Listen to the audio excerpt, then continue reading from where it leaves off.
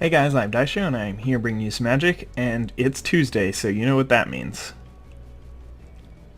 No, okay, fine, you don't know what that means, but this is not going to happen every Tuesday, it's just Tuesday and I'm doing a new sealed, so yeah, let's do this. Let's open a sealed pool, hopefully get something that isn't black-white, because that is the most popular and the easiest to build, and it's generally the best. But without further ado, let's open the first pack.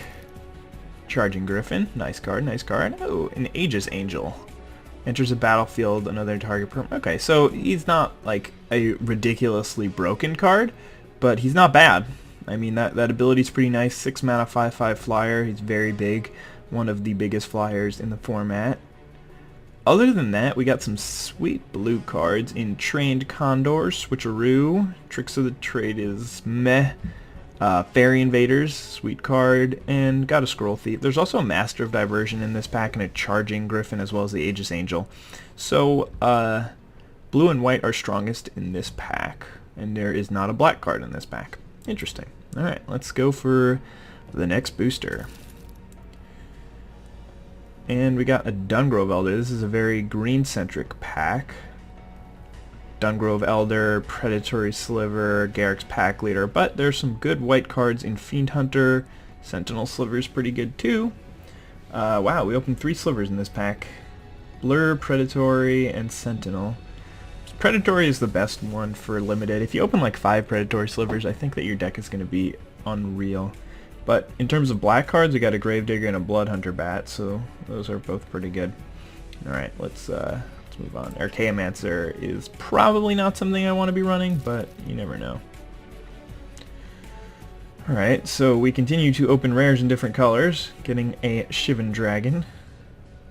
For blue cards, there's a Divination and Unsummon, both pretty decent. A Turn to Slag is also in this pack. White cards, there's a bunch of average white cards in War Priest of Thut, Griffin Sentinel, Healer of the Pride, Safe Passage, and Dawnstrike Paladin, as well as Stave Off. Honestly, I'd play any of those cards. I don't want to play all of them or necessarily any of them, but I would if I was, oh man, a second Shivan Dragon. So that's 2 6 mana, or 3 6 mana 5/5 flyers so far. But we got some okay cards in, I mean, yeah, an average card in Murder. I still don't think that we're that heavy in black. Assassinate too, but I'm not really a big fan of that card. Got a Fog Bank, an Unsummon, so some good blue cards. Fog Bank is really good in limited. And then in white we got another Charging Griffin, so could be a nice little blue-white deck. Hey, there's a Void Stalker, definitely a playable card. No other blue cards though. I don't count Disorient as a real card. Master of Diversion is okay. Oh, and then there's the Tricks of the Trade. So I don't have enough. If I had like 3 Tricks of the Trade and multiple Trained Condors, then I would start running my Scroll Thieves, but I don't think I'm going to have enough. The rest of this pack is okay. The green is pretty good in Prize Unicorn and Rumbling Baloth. This is like my 8th Blur Sliver, but I don't have enough Predator. If I had like the only thing that's going to get me to run slivers is more than 2, maybe more than 3 predatory slivers. And then if I have any other slivers too, then that would be really beneficial. But yeah, this pack is pretty much a waste other than the rare, which is okay. And the final pack, I'm going to open a Brittle Effigy. So we did get a nice colorless removal spell there. Not much else. Another Blur Sliver, so the 18th Blur Sliver. Marauding Maulhorn, which is a sweet card. Firecat's fine. Mighty Leap is fine. But, yeah, and then an Enlarge, which I am not sure if this card is good in limited. I think it might be, but I'm not really sure. It's no Overrun, that's for sure. But I'm not sure how far away it is from Overrun. I mean, it's definitely not nearly as good, but alright, so looks like, well, in terms of our rares, the strength is pretty evenly distributed. Shivan Dragon's probably the best card, maybe Aegis Angel. We have 2 Shivan Dragons, but I don't think that the red is very good in general. We got 2 War Paints, which I'm not a fan of. 4 Blur Slivers. That is insane if we had more Predatories, but I think I only got one of those. A Marauding Maulhorn, and then a Turn to Slag. So it's really just like 4 cards that I would want to play in red, so that's not really going to be an option. Let's check out the green cards. Yeah, there's just one Predatory Silver. Get out of my face, Plummet. A couple of Giant Growths, the Dungrove Elder, a couple Advocate of the Beast, Oakenform, Prize Unicorn. So the green is definitely playable. Whether or not I want to be playing it is a different question, but I mean, there's a bunch of beasts. No, there aren't. There's like 2 beasts. So yeah, that's a possibility. The black, I just don't think that there's enough cards. Actually, I mean, all the black. No, not all the black cards. All right, so let's see what's good. Yeah, I mean, most of these cards are actually playable. So if I had to run black, I could. But I think I'm gonna try and go with a blue-white deck. This is what I saw first, and it never really slowed down in terms of powerful. So I think I'm gonna try and run Stave Off, because there's a lot of pacifisms going on, and if you leave a mana up, you can save your creatures from instant speed removal. Mighty Leap is not bad, and I want to try it out. Fiend Hunter's a great card. Master of Diversions are okay. I only have 1 Scroll Thief, so I don't think I'm going to rock it. This card's really terrible. Oh no, it's not that bad. It's not great, though. I thought it was a different card, but yeah, anyway. Maybe I'm going to run these Tricks of the Trade, at least one. Yeah, and then we could just run the top end. And this is 23. Oh wait, we want to run Brittle Effigy. Do I want to run those Crumbling Colossi over some of these 5-drops? Instead of like Dawnstrike Paladins? Dawnstrike Paladin is not very good in this deck. Let's try that. Try these Crumbling Colossus size. Wait, oh, this is too many cards now. There's only 15 creatures in this deck. And the Switcheroo and the Tricks of the Trade are both dependent on creatures in order to even cast them, as well as Mighty Leap. Let's drop this Mighty Leap. I want to keep the 2 unsummoned. Maybe, yeah, let's drop Mighty Leap over Stave Off. I think Stave Off can be a little bit more useful. Alright, this deck is okay. Nothing insane, but definitely not a bad deck with some potential to win. And this is without any of the extra packs. So I'm just going to go ahead and unlock the rest of the packs, and then we'll see if we want to change it. But right now, this deck should be called Blue-White.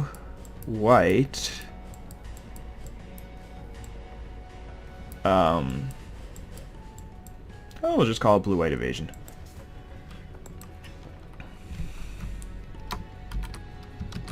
Evasion. And let's find a nice little blue-white guy, if there are any. Here we go. This one's blue-white, right? Let's see if there are any others. No. Alright, we'll just go with this blue-white one that we saw earlier. I think she's blue-white. I don't know. Who knows? Who cares? Anyway, so yeah, I'll be back in a minute once I figure out how to unlock all the other decks. See you soon. Bye.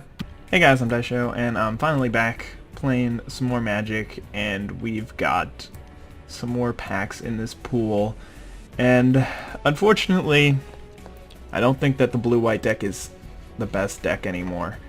But it was really fun because I had some neat combos. I had here, let's go take a look.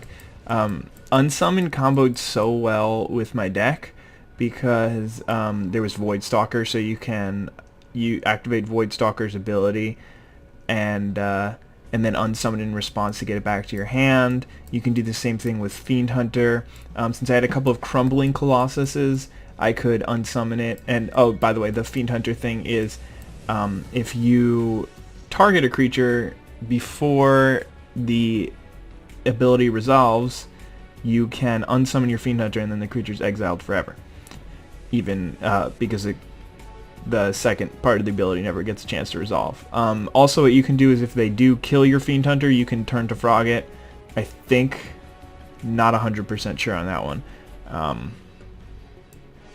But I'm not. Yeah, I'm not really sure about that one. But that might be the case as well. What else did I have with Unsummon? I guess War Priest of Thune, just kill a couple of enchantments, but I never really did that.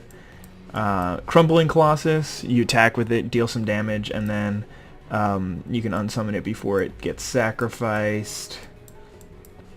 And other than that, just switcheroo, get their creature. You can't do it in response, but once it's on their side of the board, if you can unsummon it back to your hand, which is okay, not great. But anyway, unsummon is just really powerful in this meta, I think, and that's what made me want to continue to run blue. My blue cards aren't bad, and I got this mythic rare Sphinx, so as well as switcheroo. Fairy Invaders are still good.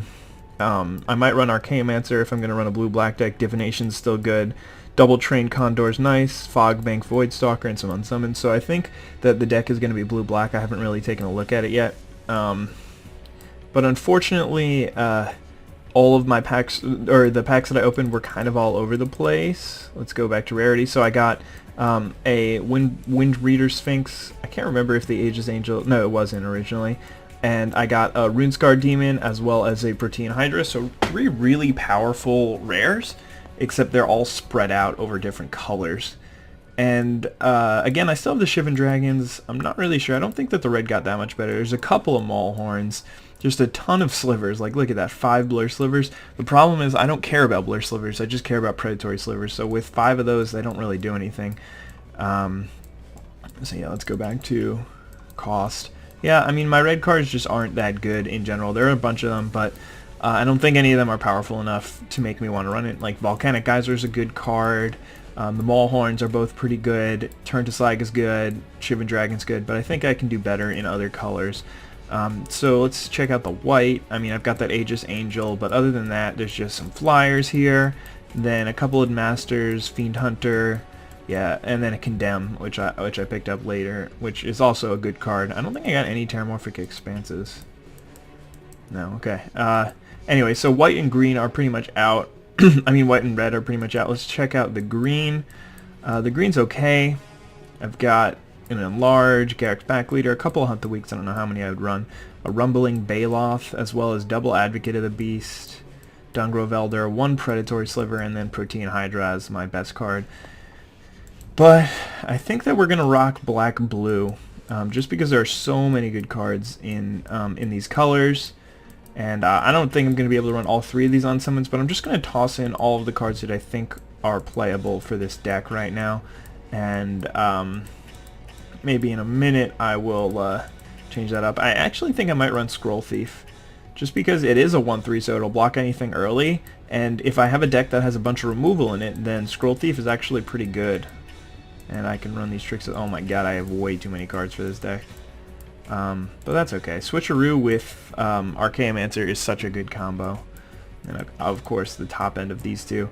So we've got 19 creatures in here, so we can definitely drop a couple of those creatures. I'm thinking probably the Scroll Thief and these rats. And then we're down to 16 creatures, which is reasonable. So now I just need to eliminate a couple more spells. Maybe one of these, if not both of these Sign and Bloods, just because it'll be hard to cast them. I do like the draw power, but I do have at least 1 Divination, so that should be nice. And without, actually, let's toss back one of these in. And without the Scroll Thief in, I definitely don't want to be playing his Tricks of the Trades. So I think that this is going to be my best bet. Cards that I'm going to miss: the extra Unsummon, Turn to Frog, Sign in Blood. Assassinate's fine, but I don't think I need it. And yeah, this deck's okay. It doesn't have like an insane amount of removal. It's only got those 2 Murders and the Voidstalker as well as the Unsummons. But it's got some flyers. A lot of flyers. These Gravediggers are going to be really nice, especially like Gravedigger, Archaeomancer, Switcheroo, Gravedigger, Archaeomancer, Murder, stuff like that. This is really the deck that you want Archaeomancer in. So I think that this is going to be the best way to run this deck. So now let's take a look at the mana symbols. So alright, so we got at the top, it's not really as relevant. When you get to like 4 and below, it becomes relevant how many double symbols you have. So I've got 1 double blue here, but a couple of double blacks in the Murders, Sign in Blood, Black Knight. But the problem is I have about an even split of cards. I think yeah, this has got to be cards, not symbols. So generally when you're building a sealed pool, you're not going to count how many cards you have, you're going to count how many mana symbols you have. So this costs double black, so it'll be worse. So I think this might be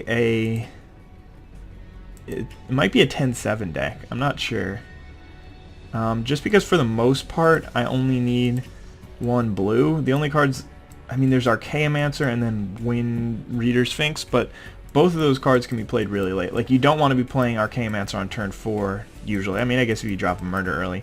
And with the 10-7, it'll allow me to cast my early double black spells. I think that should be a little better. The only thing is, when you're running Unsummon, you kind of want double blue, because you want to be able to cast a blue card in your turn and still get an Unsummon. But I think 7 still should be enough that I will be okay in that. But maybe, actually, since I am doing this, I want to try and include another Sign in Blood somewhere. I'd rather run Divination than Sign in Blood, so that's not really going to happen.